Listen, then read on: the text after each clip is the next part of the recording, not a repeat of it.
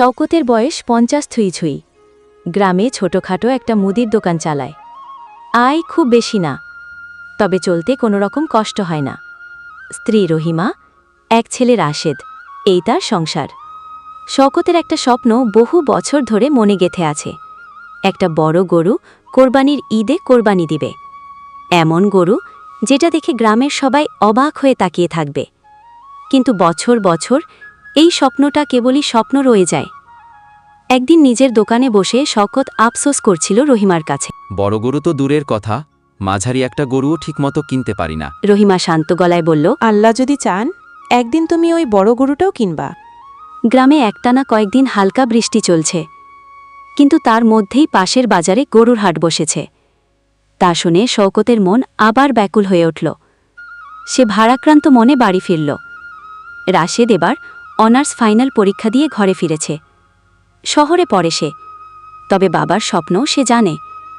বাবার মুখে বহুবার শুনেছে, একদিন গ্রামের সেরা গরুটা আমি কিনব, ইনশাল্লাহ। সেই দিন সকালে শওকত বলল, রাশেদ, চল হাটে যাই, দেখি একটু গরুর খবর। রাশেদ বাবার চোখে সেই পুরনো আলোটা দেখল, যেটা শুধু ঈদের সময় জ্বলে ওঠে। গরুর হাটে গিয়ে তারা অনেক গরু দেখল। দাম শুনে শওকতের মুখ আবার গম্ভীর হয়ে গেল। একটা বড় সাদা গরুর সামনে এসে শওকতের পা আটকে গেল। গরুর গায়ে যেন দুধের মতো সাদা আলো, চোখ দুটো যেন মানুষের মতো শান্ত। শওকত জিজ্ঞেস করল, এই গরুটা কত? বিক্রেতা বলল, 1,05,000, 1 টাকা কম হবে না। শওকতের বুকটা কেমন যেন ধপ করে উঠল। এত টাকা তার নাই, এমনকি দোকান বন্ধ করে যা সঞ্চয় আছে তাও মাত্র 50,000। হাট থেকে ফিরে শওকতের মন খারাপ। পরদিন দোকানে বসে আছে, এমন সময় এক লোক এলো, কেমন যেন শহরের ধাঁচের, চোখে সানগ্লাস। লোকটা বলল, আপনি কি শওকত মিয়া? শওকত হ্যাঁ বলতেই লোকটা চেয়ার টেনে বসল।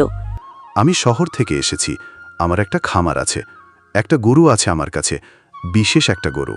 কেউ কোরবানি দেয় না, কারণ ওটা মানুষ চেনে। শওকত বলল, মানে? লোকটা বলল, আসলে গরুটাকে আমি ছোটবেলা থেকে মানুষ করছি, ওর নাম রাজা।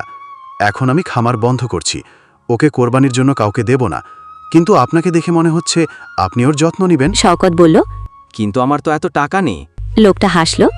আমি টাকা নিচ্ছি না, আমি শুধু একটা শর্তে দিচ্ছি, আপনি ওকে যত্ন করবেন এবং কোরবানি দিবেন, কিন্তু আগে ওর সঙ্গে সময় কাটাবেন, ওকে বুঝবেন, নইলে ওর মন ভাঙবে। শওকতের চোখে জল চলে এলো। শওকত বলল, আমি রাজাকে নিয়ে আসতে চাই। রাশেদ আর শওকত মিলে রাজাকে নিয়ে আসে। গরুটা আসলে আলাদা। সে রহিমাকে দেখে শান্ত হয়ে দাঁড়িয়ে থাকে। রাশেদ বলল, বাবা, এটা যেন গরু না, আমাদের ঘরের একটা সদস্য। রাত নামলে রাজা নিজের গোয়ালে শান্তভাবে বসে থাকে। কেউ ডাকলে সাড়া দেয়। আশেপাশের ছেলেপেলে এসে রাজাকে দেখে, আদর করে। গ্রামের লোকেরা বলে, এমন গরু আগে দেখি নাই। শওকত দিন দিন রাজার সঙ্গে এমন সম্পর্ক গড়ে ফেলে যেন ও নিজের ছেলে। কিন্তু ঈদের দিন এগিয়ে আসছে। রহিমা শান্ত গলায় বলল, তুমি কি পারবা ওকে কোরবানি দিতে? শওকত কিছু বলল না, শুধু চুপচাপ বসে রাজার মুখের দিকে তাকিয়ে রইল। ঈদের আগের রাতে শওকতের ঘুম আসে না। রাজার গলায় হাত বুলিয়ে বলল, রাজা, কাল তোকে কোরবানি দিব, তোকে কষ্ট দিমু না, ওস্তাদের হাতেই দিব। আল্লাহর নামে তোকে কোরবানি দিলে আমার স্বপ্ন পূর্ণ হবে। পরদিন সকালবেলা মসজিদের পাশে ইমাম সাহেবের তত্ত্বাবধানে কোরবানি হয়। শওকত বলল, আল্লাহ আমার স্বপ্ন পূর্ণ করল। শওকতের চোখে জল, কিন্তু মুখে হাসি। কোরবানির পর গ্রামের লোকেরা বলে, এই গরু ছিল অন্যরকম, শওকত ভাইয়ের যত্নও ছিল পরিবারের মতো। শওকতের মন কাঁদছে, কিন্তু মনে শান্তিও আছে। সে জানে রাজা শুধু একটা গরু ছিল না, সে ছিল একটি স্বপ্নের প্রতীক। রাশেদ বলল, বাবা, আমরা আবার রাজার মতো একটা গরু কিনব পরের ঈদে, ইনশাআল্লাহ।